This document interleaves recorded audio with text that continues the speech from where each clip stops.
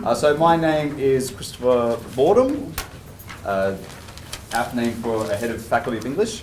I work at St Lawrence's College, and this is Sarah Gunn. She's my colleague, and she's the Director of Teacher Professional Development at college as well, and also an English teacher, obviously. So, in this session, we're basically going to be sharing with you what we've been attempting to do with our Year 10 students, changing the way we've been approaching English teaching. I thought I'd start by sharing a story, with an interaction I had with a student this week, to give you some idea of the context of St Lawrence's College, and also to share, as a way of sharing some of my concerns that I have leading into the new system where students, current Year 10 students, are going to having to be completing external assessment. Because in general, I'm not too worried about our A students. So we obviously have students at our college who I know are going to be fine in an external exam. They work hard, they're self-motivated learners. If you give them a question on a novel they've studied, they're going to be fine answering it in essay format.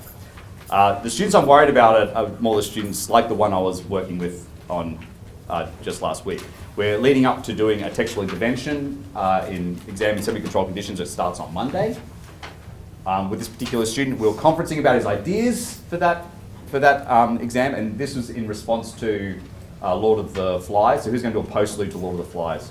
Basically, Jack and Ralph having a confrontation on the boat. I'm assuming most people know the basics about Lord of the Flies. Yeah, and you probably also know that Piggy as a character is killed, unfortunately, in the second last chapter. So he's introducing me to these ideas that he has for his postlude, and then he goes, so first I'm going to have Ralph on the boat, and he's looking out over the ocean. I'm going, that's great. He goes, and then Piggy comes along, and he starts talking to Piggy about some of his concerns. I'm going, whoa. What's Piggy doing? What's Piggy doing on the boat? He's like, well, he's talking to Ralph. He's having a conversation about what happened on the island. I said, but Piggy's dead. Piggy died. I read out that passage in class. We discussed the symbolism of the destruction of the conch. We meditated on that passage at some point. His brains fell out. Remember we talked about the imagery. And he's like, yeah, I thought he was fine. I was going to... So we sort of had to begin to rethink what he was doing with his intervention there. And of course, then I had another email yesterday from a student who had just a query about also in the same class for the imagined intervention on Monday. And the email was something like, "Dear sir, I'm just wondering, do you have a basic plan I should follow for the essay that I need to write on the novel on Monday?" So there, you have some idea of context there. These are the sorts of students I'm really concerned about. So for me, there's really three key challenges that we've got with the new system. So one is going to be, how do we take these students who aren't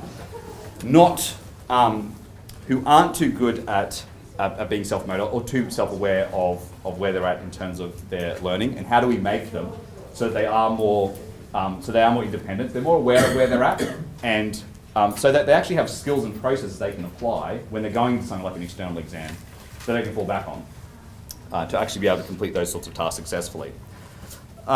A second concern I have about the external system, some of you probably share this concern, is I'm really worried about a loss of creativity and originality in student responses. I have a concern that when we begin to prepare students for external assessment, this obviously depends on how it's going to be marked and so on, we'll begin to teach students certain formulas. This is what you have to do. When you're writing about this in this novel, make sure you talk about this and make sure you talk about this. One of the things I really value in an English classroom is students being able to develop original, responding to a novel for me is still a very creative act, and interpreting a text is a very creative and engaging act. So I don't want to lose that with the new system as well. And a third concern comes from, it's more just a reflection on, I think, how English teaching has changed over, especially the years since I went from being an English student through to being an English teacher and now being a head of faculty. I remember when I was completing high school English education, if I was going to describe the sort of general approach to education in a very untheoretical, general sort of way, I'd say it was very genre-based. We went in and in year 8, I did like 8 different assignments. My first year of teaching, which was a while ago now, about 15 years ago. For a year 8 class that I had then, they would do about 8 different assessment pieces. And they'll do it from a range of genres, from procedural text through to personal letters. I think that the shift now has been to, obviously as we reduce the number of texts, there's now very few text types. In the new senior English syllabus, there's 4, and 2 of them are more or less essays. So you have 2 more or less analytical essays, a persuasive speech, and an imaginative text. And that's going to filter down to our middle school. And to me, what that general shift is then a shift from genre approach to English to one that's skills-based, or at least opens up more room to be skills-based, because we're going to have fewer assessment pieces and hopefully more time for emphasis on skills and practice. So these are some of the things that led to, would sort of feed into what we've been trying to do in our Year 10 classes, although it's also then filtering into some of our other classes in the middle school and senior school as well. So just some quick context, we're at an all-boys school in a Brisbane. In general, we have, although we have some very bright, capable students and we get some very good results, in general, the culture at St Lawrence's is probably a little bit anti-academic and anti-literacy. So that's definitely something we're working on. And one of the things we're attempting to do was to make our English classrooms one that was more engaging for students. In general, we've been finding that the students we're not really getting, we won't get a lot of transfer with our English skills, so we teach them, say, an assignment in term 1, and then in term 4 when they had to do a similar assignment, it was like we were teaching it all over again. They actually weren't learning skills, they were transferring. They were learning for this particular task, and then once they've done the task, it's like, I don't need to know this anymore, I'm moving on. And then we also have this issue, and I'm sure a lot of you have this as well, with drafting culture, where the students sort of see drafting as, I do some work and I hand it to you and you fix it for me, and then I fix the errors, and then why didn't I get an A? What happened there? Yeah, what did you do wrong? And so we really want to, and so one of the things we're really working on is actually changing that the culture around drafting. But one thing became very clear to us is that this isn't just a matter of changing our teaching practice, it is actually changing the way the boys were approaching English and approaching their own learning and their own responsibility as a creator of texts. So rather than saying, I'm a student, you tell me what to do and I'll do it, seeing themselves as I'm actually a person responsible for creating a particular text, I need to take responsibility as an author of that text and be reflective about how I can improve it more. So, yeah. So already discussed that. I did want to discuss this though, if there were 3 things that recently, and I probably mean in the process of like the last 5 years or so, I have a really, as a head of faculty, I have a really simple philosophy about the strategies I sort of put in place for myself and my department. And my basic rules are, if you want teachers to do something, or if I'm going to do something, then it needs to be easy and it needs to work. Those are the 2 things. If someone gives me a teaching idea or a teaching strategy that involves a whole heap of planning time, I just don't have that time, and my staff don't have that time. The way in which our system is set up structurally is teachers don't get a lot of preparation time. So it has to be one that's going to save me time in preparation, and that's not going to take a lot of time to set up. And secondly, it has to be something that I can see straight away as having some effect with students. It's going to make my classroom a better place to teach. 3 things that I think have that fit those parameters for me. One is modelling, writing, and I don't mean as in showing students model responses. I mean getting up and writing sentences with students in front of and on the board, and not sentences I've recreated beforehand, but the actual on the spot. And as I do that modelling, just being explicit using I language and being explicit about what is actually going on in my head as I write. What I found is that actually shows to students, even writing boring analytical sentences, you begin to realize what a rich and complex task that is, and all the complicated things you're doing when you're actually composing those sentences. And it also means that you focus a lot more on the micro. So modelling was a key part of what we do. Definitely fits my criteria because it means I don't have to prepare anything before I go into a lesson. I just go in and I start writing with the students. And it's also a lot of fun because I make mistakes and they like to correct my mistakes. They make suggestions for improvements. So that's one. Another key thing is collaboration. Trying to have simple group tasks where you can hand responsibility for the, I guess you say, the cognitive load over to the students. A simple example, this was my Year 12 class this year. In the past, I've gone from doing chapter questions for novel studies, which I've never found very effective, to having a reading journal. So the students, instead of saying, answer these questions, I say, we identify the key theme we're looking at, and I say, for every chapter, I want you to write down what quote best captures that theme and then your reason why. And then they discuss that the next lesson.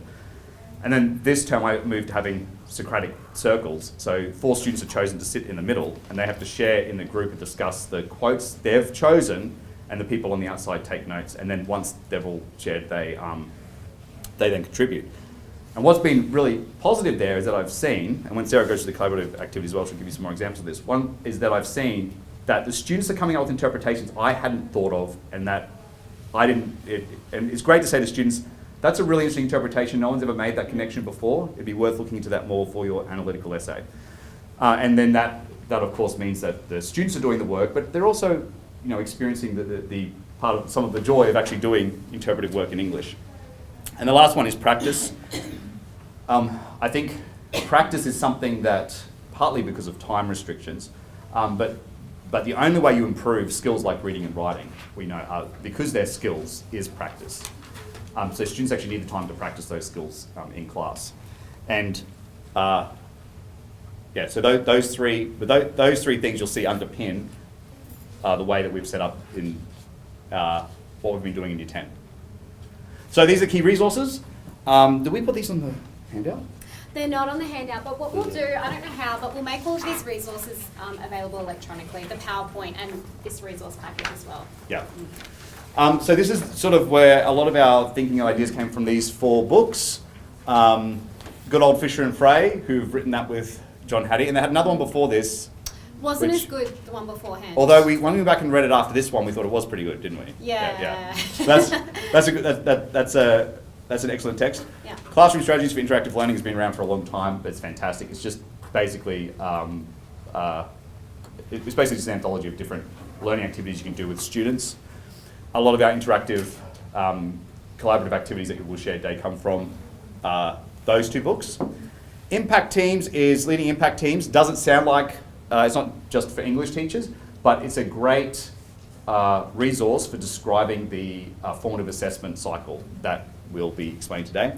And Rigorous PBL for Design, again, not an English text, but that's where we've got a lot of ideas for the learning progressions from, and models for learning progressions for English. We're not a PBL school. Oh no, we're not, yeah. Can we talk about that one day? Okay. So these are our 2 goals. One, we wanted to improve student engagement, and that meant having collaborative activities that get students thinking and engaged in work rather than seeing themselves as just passive receivers. And that's where a lot of our collaborative activities ideas came in. And the second one was just shifting that student culture to make the students more responsible for their own responsible for their own work, and giving them the tools so that they can be independent in deciding how they're going to improve next. And also shifting how they approach drafting, so that instead of seeing drafting as a teacher fixing the work, seeing drafting as a proper feedback conferencing process where there's some suggestions for improvement. I'm now going to hand over to Sarah, who's going to talk about the collaborative activities. Thank you. Okay, you will have all heard of the gradual release of responsibility model before. Essentially, we've used that to base all of our collaborative exercises around. Recently, we've had a few people come and present PD internally at our school, and one of those was Misty O'Donoghue, who does a lot of work in spelling. And when she was talking to us about the gradual release of responsibility model, she made 2 really important points that I hadn't considered, I think, properly beforehand. The first thing that she said is it's really important as teachers to get used to sliding up and down this scale of I do, we do, you do. You can't just say you've done the I do and then you're just on the we do and the you do then on. If you realise that students are struggling, then you might need to move back up. So sliding up and down that scale is really key. Especially if you're looking at a new topic or a new text with a new layer of difficulty to it, then you might need to put those scaffolds back into place. Secondly, and this is really where we took a lot of our stimulus, I guess, for our collaborative activities, the middle section of that model, okay, so the guided instruction and the collaborative learning, that's the most critical to effective instruction. And I found that when I was teaching previously, even 2 years ago, I spent a huge amount of time in the I do and then the you do. Because I thought that when you're doing it together in groups, I can't really tell whether you're on track, some of you are working well, some of you aren't, it's not really great, strong, effective work. So I tended to balk at that middle section and go straight from I do to you do. And we've tried really hard to, I guess, bring in effective ways to make sure that students are working well in that collaborative learning pit.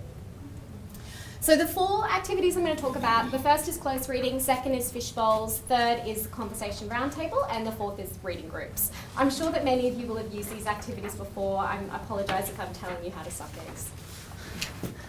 Okay, so why collaborative comprehension? Chris has kind of already touched on this, but really the main thing that we're looking for in our classrooms is engagement. We've been using these 4 activities that we've just discussed from year 7 right through year 12. Joel and Chris, you've been using these with your year 12 classes as well, haven't you? Yes. Yes. Use them in 11, 12 as well, yeah. Yeah, and we're seeing huge success in impact in all of those year levels, so that's why I've chosen these particular 4 activities to share with you. Now, we really wanted our students, we've been developing a new literacy plan actually this year, which is going to be rolled out next year. And one of the things that we realised is that we can't just focus on reading and writing. If we want students to be very, very comfortable with this academic language, they need to be used to speaking with that academic language, okay? When you're used to that and that informality is there, then we really know that they've got it. So we wanted students engaging with one another and using that academic language in dialogue. And we've just got a couple of quotes there from Fisher and Fry. And you can see that 2 of the major reasons why collaborative learning is so important is firstly that the students are allowed to consolidate their understanding with their peers. And secondly, they're exposed to knowledge, ideas and perspectives that perhaps they hadn't previously considered, which is going to make them understand text, I guess, in different ways. And that's been really apparent in conversations in my classrooms recently. As Chris mentioned before, students are coming up with ideas that you hadn't even considered as a teacher, which is great. So the first activity is close reading. Now, if you have a look at that handout there, I've got a few, the first 3 pages are just some resources there that will help you. Close reading was first invented quite a while ago at which university? Was that Harvard or Stanford? I can't remember. But essentially the premise of it is you give these students this really complex text and you give them 0 context. So you don't tell them who wrote it or when it was written or anything along those lines. The students have to make meaning as they navigate through.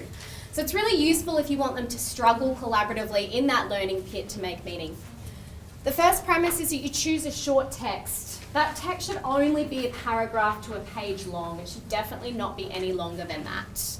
And you have those students read once for flow. Now, one of the big things we've been pushing in our classes is that students read a text multiple times. We have boys, and they are very resistant to reading something more than once. Even once is a struggle. So making them aware that, you need to read this over and over again if you're going to understand it has been a big push for us. So first read for flow. The second time they read, we get the boys to annotate. And we've used an annotation key that we've pushed out school-wide, and every faculty area has really, really given us good feedback on that. You can see I've included the annotation key there for you in your handout. Annotation keys can be a lot more complex than this, but we've tried to make ours really simple. Essentially, our annotation key is this. You underline stuff that's important, you circle stuff you don't understand, you tick things that you agree with, cross things that you disagree with, and in the margin of the text, next to each paragraph or stanza, you need to summarise that paragraph in 1 to 5 words, which is really complex. I would say from annotating, that's the thing that my boys struggle with the most, being able to summarise a paragraph boil that down to 1 or 5 words. So the second time they read through, they go and annotate. And that takes them some time. If I'm getting them to do, for example, a poem in an English class, when I'm doing that second annotation, I might get them to label the stanzas and the line numbers as well, so that's all ready to go. By this time, they've got a bit of a good understanding of the text because they've read it through twice independently. I then move my students into predetermined groups. Sometimes they're mixed ability, sometimes they're ability groups depending on the text that I'm giving them. And I found actually with this close reading exercise, I probably differentiate my groups more around who's loud and who's quiet. Because I found that I had some really, really intelligent students that were very quiet and the discussion was quite stilted. And then I had some boys who were not as intelligent but were really loud and were able to keep that discussion going along. So I'm probably differentiating more on that than anything else at the moment, to be honest. And as I move those boys into those groups, I'm asking them questions about that text based on the 4 levels of questioning, which is laid out by Fisher and Fry in their Visible Learning book. And you'll probably be familiar with those. Those are the literal, structural, inferential, and interpretive questions. And I've got some, Chris actually came up with that sheet that's on the first page there. But the literal is just around what does the text say. Those are meant to be very easy, straightforward questions that you ask the groups so that they can, feel a little bit of success in understanding that text. The point is you don't ask them questions that aren't found within the text. They have to be text-dependent questions. That's what's really important there. You then move on to structural, so how does that text work? Okay, asking them questions about tone and decisions that have been made. Inferential, what does the text mean? And then what does the text inspire you to do, finally? You give the students a limited time for each of those questions. And what's really important is that you don't come back together as a whole group every time you're asking a question as a whole class, because those groups need to struggle through that meaning and making that meaning together. For my classes, this is probably the most popular activity out of the 4 that I've done. They really, really enjoy it because they don't get told the meaning of a text. By the end of 50 minutes, they've started with a text that's completely beyond them, that they don't understand, that might be university level text. And then by the end, they're able to tell you, what the meaning of that text is. They get it, they understand it.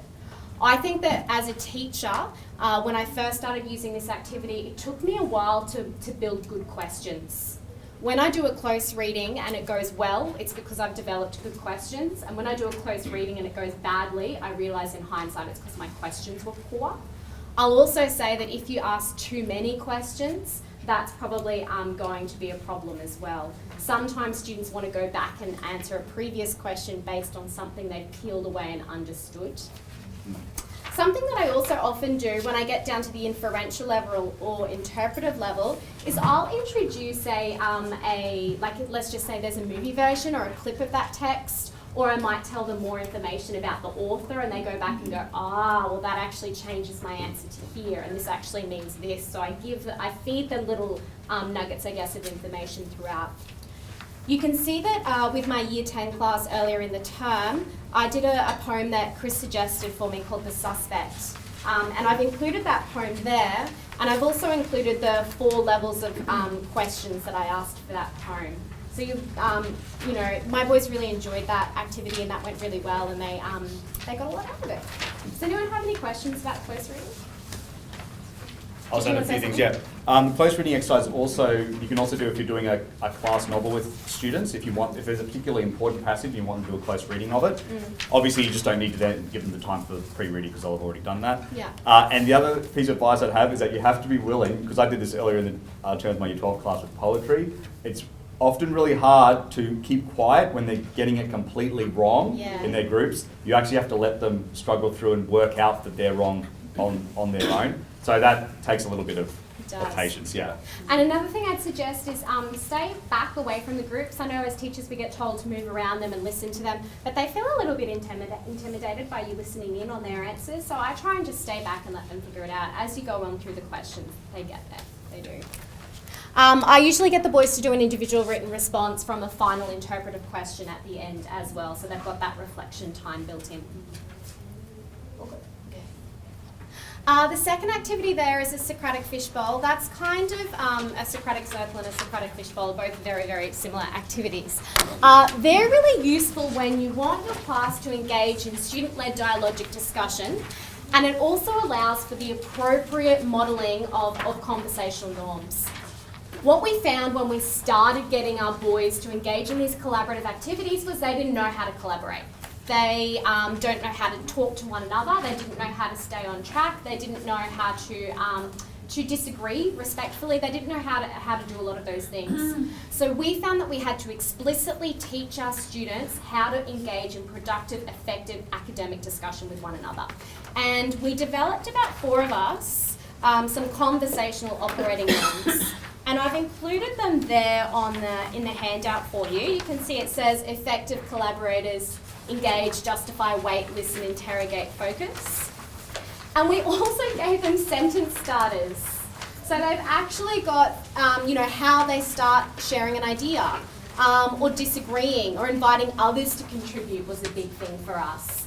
So when we're doing group work, especially with the middle school boys, we have these big posters up in the room, but we also have them there on the table. I often tell my boys what I want them to focus on as well. Okay, I'll say, okay, today, or for the first 10 minutes, I really want you to focus on justifying your ideas. Okay, so that's the part that I want everyone doing.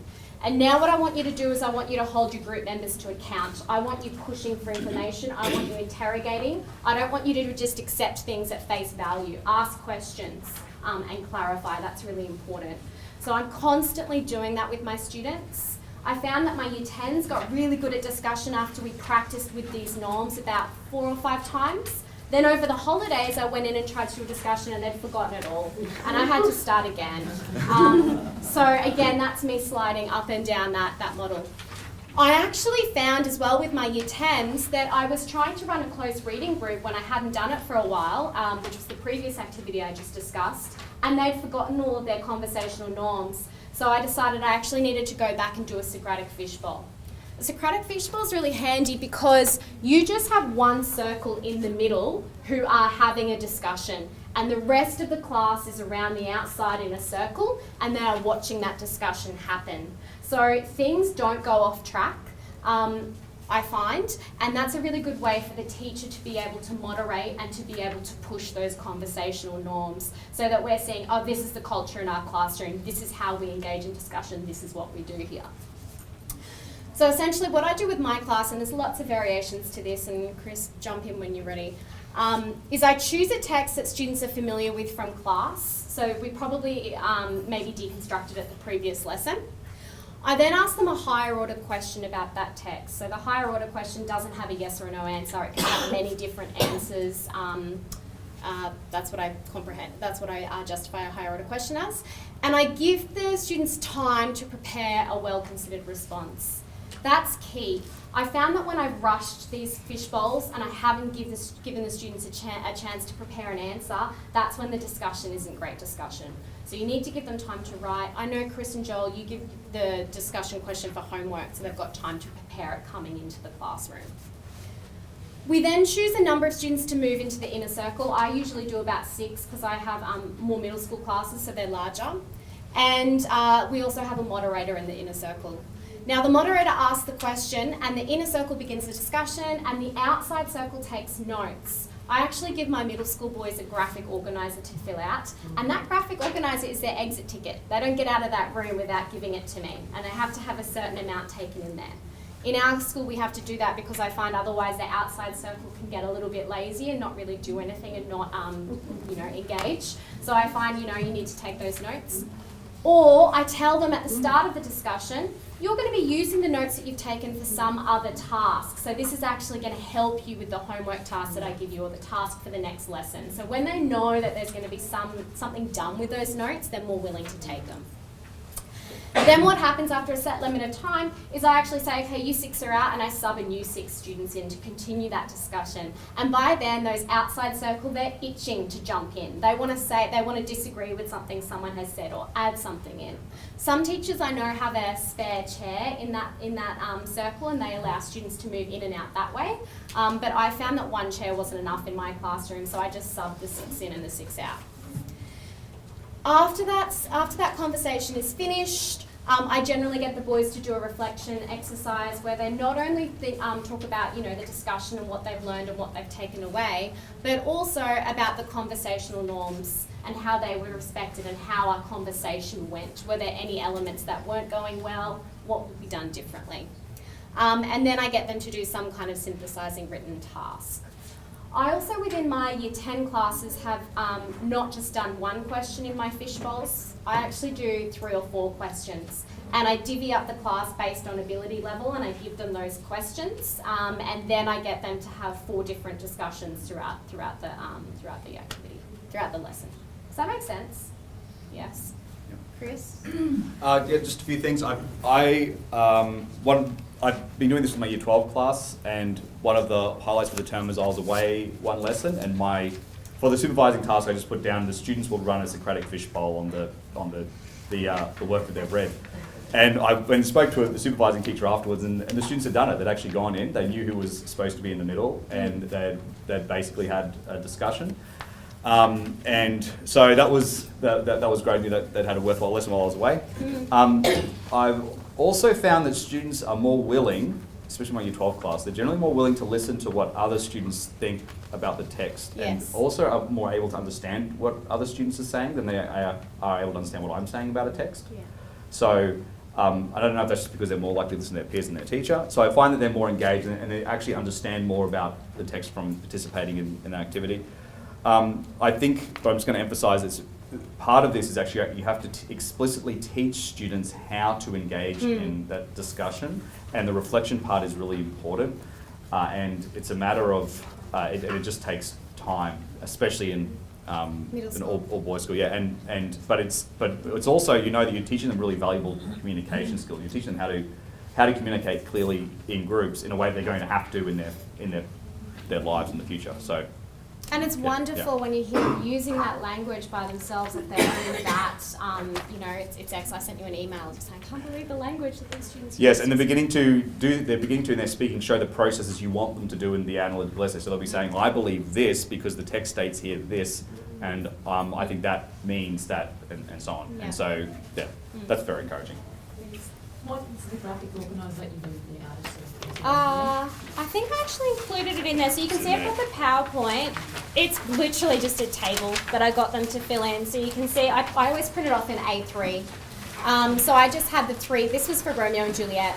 I just had the 3 questions that I asked for the discussion, and then they take notes underneath. So they do the question that they were assigned, that's where they do their prep notes, and then when they're listening to the other two groups discuss, that's where they take their observations. Observations of how the group is functioning in a discussion, or observations of the responses? Both. Mostly the responses during. So I'll get them to take notes of things that they thought was really interesting, or if they're wanting to intercede or ask a question or disagree, you know, jot down the question that they want to ask or something along those lines there. And I'm shocked. My boys don't write much, but these are A3 sheets are always packed full. Like they're write the whole time. It's good. The next one I do is a conversation roundtable. This is kind of a bastardised version of a jigsaw or home or expert group, so you'll be all quite familiar with this, but there's more accountability to it. So I find that this is really useful when I'm wanting students to practice writing, speaking and reading as they synthesise a complex section of text. At Laurie's, what I've been very, very guilty of for a long period of time is spoon-feeding information to my students, because I assume that they won't read and understand, and so I just give them the summarised version of everything and then they forget how to read. So I'm just trying to take a big backward step and put the responsibility on them. So essentially what I do is I choose the text I want them to synthesise. I then move students into home groups and assign a section of text to each student, and they might be differentiated groups and they might be text based on ability level or they may not. I then have students create and label their diamond fold graphic organiser, and I'll show you how to do this quickly. Essentially, I just get them to do a hot dog fold, so I give them an A3 sheet. So they do a hot dog fold, and then they do a hamburger fold, and this is the part that they really struggle with. This you find the one corner that's all open, and opposite that you fold that into a diamond, right? And then when you've got that done, that's their graphic organiser that they use for this activity. All of the research shows that you should get students to create their own graphic organisers rather than giving it to them, because for some reason it's better. I don't know why, but it is. So They go and put their name in the top left-hand corner, and there are the group members' names in the other sections of the text. They leave the diamond free until the end. They move off into their expert group with all the other students who have the same section of the text as them, and they take notes for however long you're giving them to take notes on that section. So they're becoming experts. They're navigating through that text together. When that time is up, they know that they have to go back and they have to teach everybody else. So their group members are counting on them, okay? So they go back and each student has a chance to share. And whilst they're sharing, the other group members are avidly taking notes. So they're getting everything down. At the end of that, I use the middle diamond for a synthesis question, and that's usually a higher order question where they need to use all of that information they've just learned to make a decision or form an opinion or do something along those lines. That happens in the middle there. Again, I often ask for this as an exit ticket, or this is necessary for some kind of activity that I'm going to do in a follow-up lesson, so they need to use those notes and those resources. Anything I missed there? No? Any questions? Okay, great. Sorry, can I just interrupt? On Yes. the last one that you did where you said you need a moderator, is that a Yes. student? You can get a And are student. Joel, I know you use a student moderator, often someone who's quite chatty, hey? Yeah, but it'd be a one lead in, and you would Yeah. prepare them for that role as well. Yeah. Okay, just wondered. And they're only allowed to ask questions. The moderator can't answer. Yeah. Yeah. And I find one of the problems in those discussions, one of the biggest problems, is that when students in the inner circle are having their discussion, they'll kind of look up at me to check if they're right or to tell me what their thoughts are. I'm not in the inner circle, you know, you guys, you need to have that discussion. And it's about them stopping from looking down at their paper. I say you've got to make eye contact with one another. Quick question about the fishbowl. How often would you use that sort of? I've been using it a lot in literature, and we've been looking at a lot of text. So I've been using it to I guess, really gain an understanding of the text and to analyse. So I've probably been doing it once a week or once a fortnight, probably. But I know that you guys have been using it nearly every lesson to get through your novels in Yeah. year 12. So at the in our beginning of novels, so term. the first couple of weeks as we were reading the novel together, we were doing them nearly every lesson. At Yeah. the beginning At the beginning stage, yeah. Okay. The last thing I do is reading groups. Now, reading groups are useful when you want students to engage in autonomous reading and reciprocal learning as they read together and make meaning using appropriate reading strategy. As a school, we've identified a list of reading strategies that we are focusing on teaching to our students. And you can see that I've included those reading strategies in the handout here. And you'll be very, very familiar with all of those reading strategies. There is also, on the next page, I created this for the humanities teachers because I'm a history teacher as well. And there's a list of different activities that you can be doing at the different stages with the different reading strategies. So for example, if you're predicting, you might get them to do an anticipation guide or questioning or visualising. So there's a bunch of activities there that you might find useful. Those activities that are bolded and in capital letters, they come straight out of that, how do you say his surname? Doug Buell? Yeah, it's Buell, I think. Yeah, that second text that we had up at the beginning there, that's where all of those activities are found. So if you get that book, it's super handy. Now, building on what was the speaker this morning? Her name, Beryl, was it? Beryl? Yes.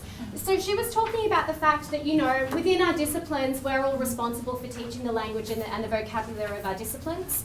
I think one thing that we often forget as secondary teachers is that we are actually responsible for teaching reading as well. We assume they learn how to read in primary school, job done and dusted, I don't need to teach students to read anymore. When in fact the opposite is true. Because as students are moving into the secondary school, the texts are becoming more and more and more complex. And the skills and the strategies and the approaches that the students need to make meaning of those texts need to be explicitly taught to them. So it is important that we model reading. If we don't, then we are assigning texts. We're not teaching students how to make meaning of texts. So we need to model reading as teachers and talk about the metacognitive processes that are happening in our heads, those reading strategies that strong readers within those disciplines use to make meaning, whether you're a science or an English or whatever.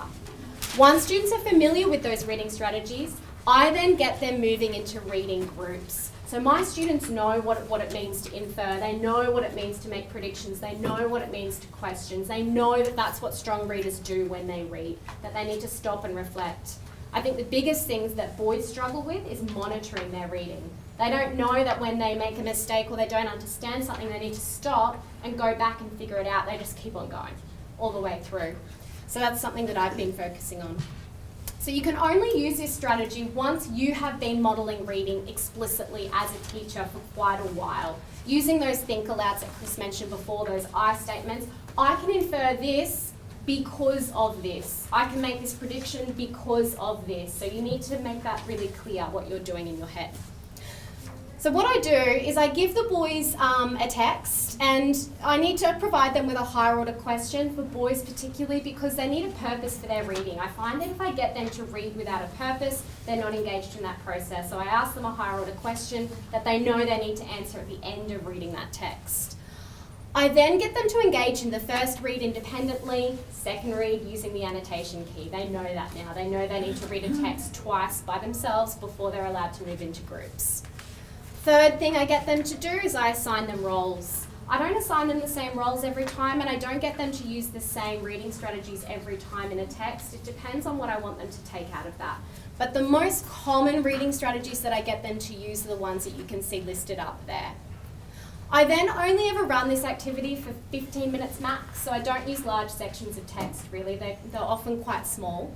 And once the text has been read and they're engaging, they're in their roles, they're stopping one another. One person might say, the questioner, I've got a question here, it's this. Another person who's to summarise at the end of each paragraph is summarising the text. So they're in their groups, sitting, split up, they're moving through that text, they're talking.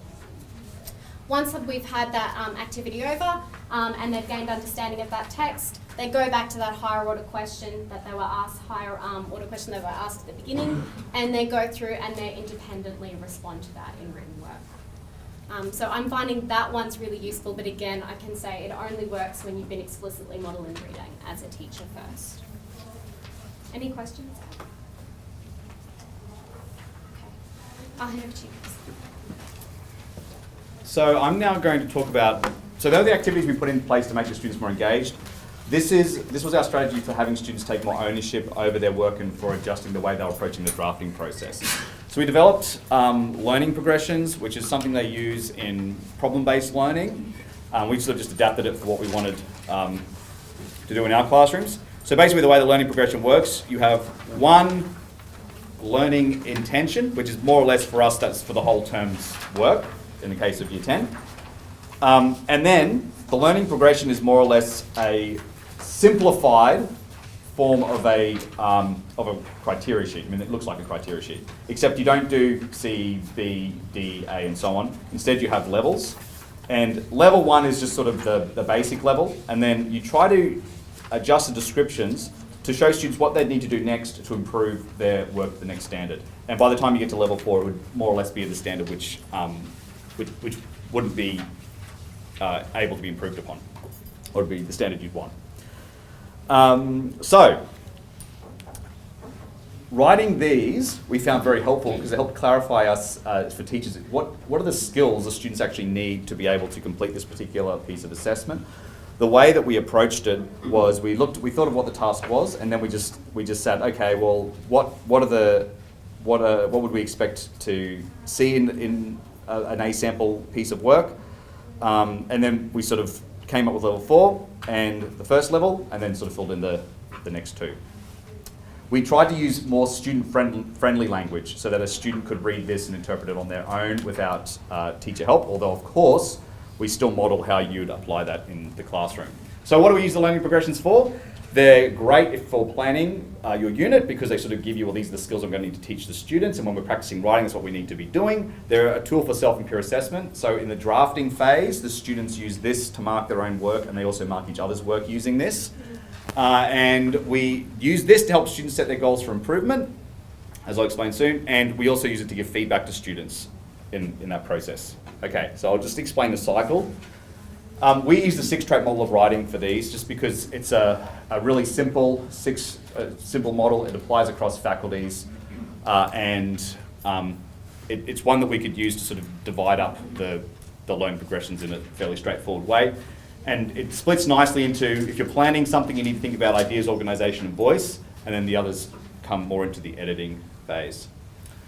So, this is how we generally use a formative assessment cycle, and the details of this are in that Leading Impact Teams book that we showed you earlier. So first of all, you give the students a sample of an A standard piece of writing from whatever genre you're doing. And you get them in groups. So in my Year 12 class, for instance, I gave them samples of A standard writing from the previous year.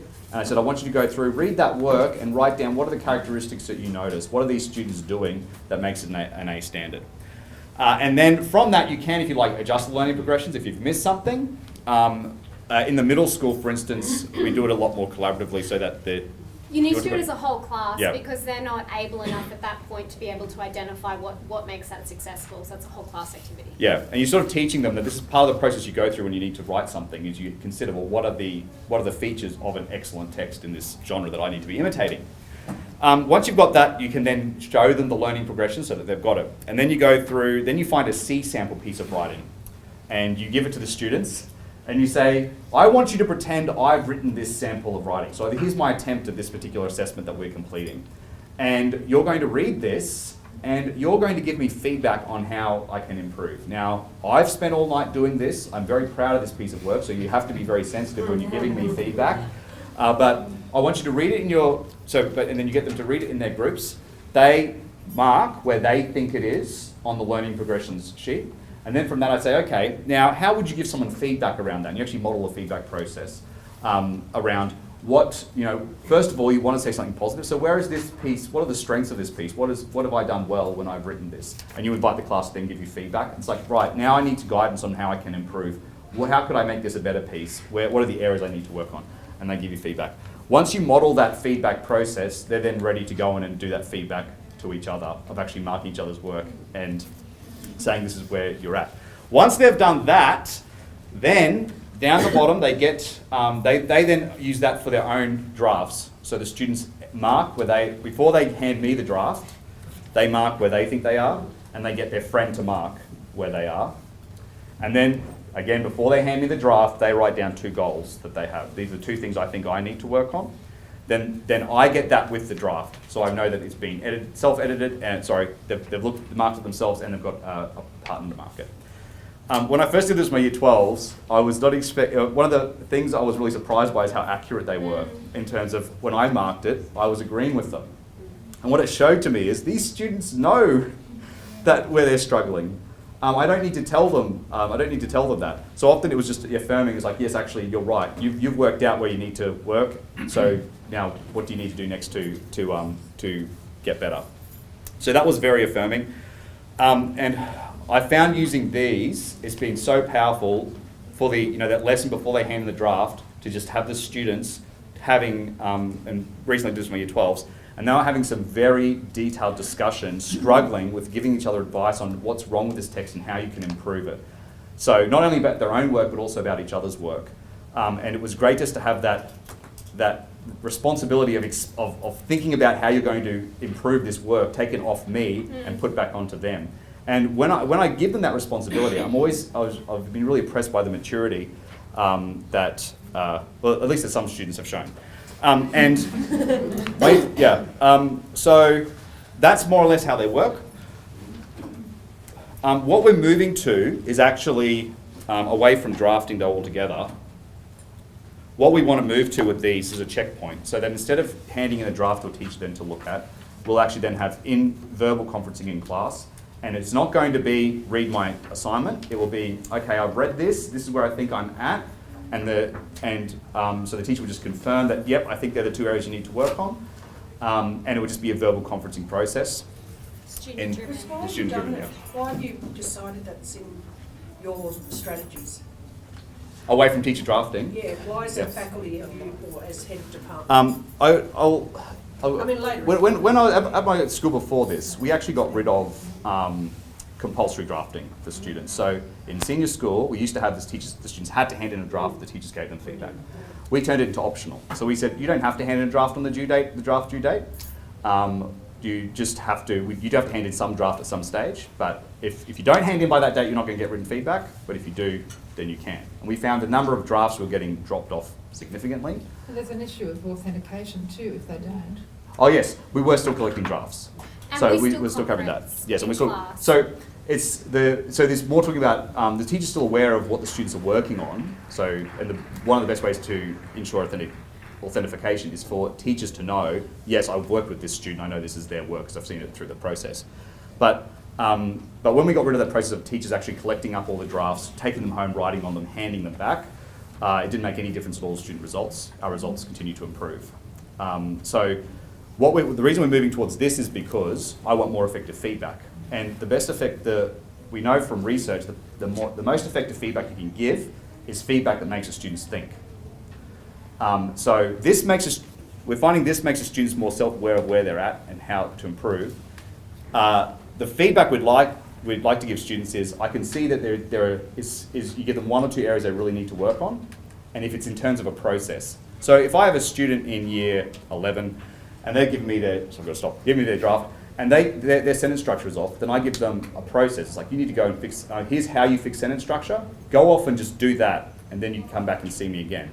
But I'm not going to give them a whole list of things to do, because they're not going to be able to focus on Well, it. what Yeah. about syllabus sort of requirements of 2 drafts or 1 draft? You know, so in Yeah, your case, I think- you're giving me the indication that you frequently Yep. give drafting feedback, which I think is. No, we're not. We do conferencing, is how to describe it. And this is fairly new. So, I probably get Yeah. through my class, a conferencing cycle takes me a week to see each student with their draft, and I probably see each student once. Yeah, so I'm still giving. So what if the kid sends you or gives you a second draft in year 12? You don't accept that? no. Well, we don't. No, we have 1 written draft in, and that's only really for 1 assignment, because the other 2 are exams. Okay. Yeah. Okay. And sorry, I don't have really time to go into this, but I've more or less explained it. Yes. So the key thing for us this week in terms of feedback has been focusing on processes rather than giving students the answers. Yeah. And we've definitely shifted towards, in terms of correcting drafts, and I know most schools already do this, but we only ever, in terms of punctuation errors and so on, we'd only ever indicate that on 1 paragraph, and then we'd say, you need to work on this for those others. Yeah. Okay. We probably don't have time to go through the pros and the cons.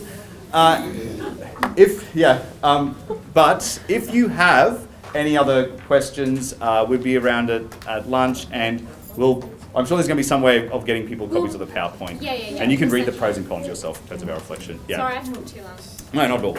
Yeah, there's lots to get through. Thank you so much, everybody. Well done.